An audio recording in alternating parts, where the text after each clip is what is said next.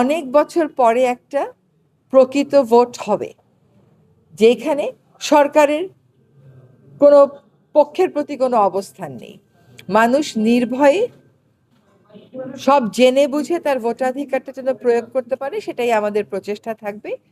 তো আমরা যে এই ভোটের আয়োজনটা করছি, এটা করছি মনে রাখতে হবে প্রায় 16 বছরের একটা স্বৈরাচারী শাসনের পতনের ফলে।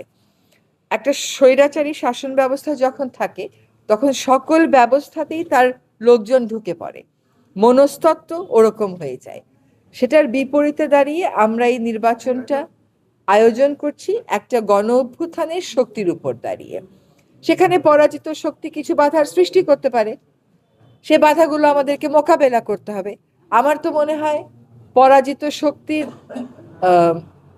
পক্ষে কোনো রকমেরই জনমত নেই। যেখানে কোনো রকমেরই জনমত না থাকে, সেইখানে চ্যালেঞ্জগুলো জনগণকে সাথে নিয়ে আমরা মোকাবেলা করতে পারবো ইনশাআল্লাহ।